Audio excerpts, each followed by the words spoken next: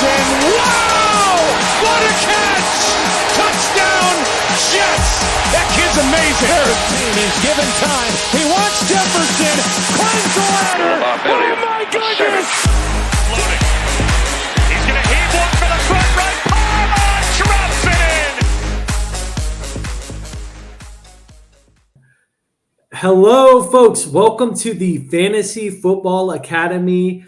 It is your boys, Jonny and John. We are here to break down some of our top prospects that we think are worth taking a deeper dive on. I don't want to call them our favorite because some of them are and some of them aren't. And we're going to start with a guy we're interested to talk to you more about, and that's Trey Benson, Florida State running back. And we are each going to provide our take on him and give an end verdict. So, John, I will turn it over to you, and let's hear some of your thoughts on Trey Benson that you had from when you watched and broke down his film. Yeah, so I watched about 10 minutes of Trey Benson. He's very hot and cold. He's got really good flashy moments at times, and he also has moments where he's just running into the back of his lineman, not finding holes. So I will say this, I think his vision has improved year to year, and that's a plus going to the NFL. He suffered a serious leg injury. Looks like he's fully recovered from that. He had a pretty good combine when it comes to speed. However, I think me and you can agree on one point here. His speed is straight line speed. This isn't a jitterbug type of guy. I think he's got the NFL work frame to be a running back, but there's too much range of outcomes here. Obviously, draft capital is going to come into the conclusion, and we're still about a week away from that. But overall, there's a wide range of outcomes for Trey Benson.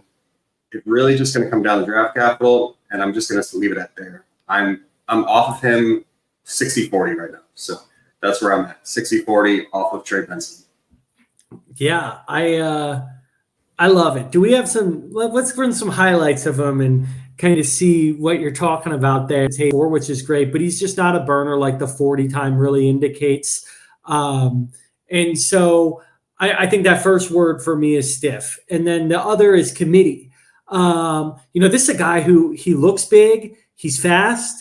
He has a 3-down skill set. This is a highlight of him taking a catch off a screen or out to the house. And why wasn't he deployed like that in college, right? He didn't rush for over 1,000 yards.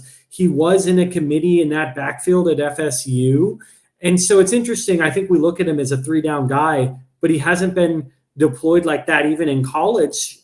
And it just actually makes you wonder why not. Maybe it was because he was still recovering from that knee injury, or maybe it's just they thought he wasn't, suited to be an every down back, as suited as maybe some of the fantasy community and even scouts do think he does. But the last word I have to break him down is versatile. He was pass catching, he was blocking. He was an inside and outside running back. He does kind of show you that he has 3-down capabilities. So I'm intrigued by him. I would love to see one who kind of popped off the screen a little more when I watched him. I actually watched that FSU team really closely all year, and he was one of the players I was most excited about. And he didn't blow me away with his production or his tape. I would have loved to have seen him been used more and get over 1,000 yards. And so those are just some questions I have from him. My end verdict, I have him as a top 5 running back. I'm not entirely convinced he'll be a 3-down running back at the next level, but I am excited to see where he gets drafted. To your point, John, I think that'll be the ultimate determinant of what we should invest in him from fantasy capital perspective. He needs to get better at pass protection. That's my thing. I heard you mention protection. I've seen him on some Keenan Cole highlights. That's a whole nother video coming out, but I've seen him absolutely miss blocks and assignments, and that's the type of thing that's going to get you off the field on 3rd down in the NFL. So. Yeah, he has the size to do it, right, and kind of showed some ability to, but I would completely agree with you there. I he's got a lot of skills that he needs to work on. And I think the other thing is just that agility, which is one of my bigger concerns, because I just don't know how it's a tough skill to gain if you don't have it. So, well, we hope you guys enjoyed watching this. We're really excited for the draft next week. We'll see if Trey Benson lands somewhere like the Cowboys, which would be a tremendous landing spot for running backs.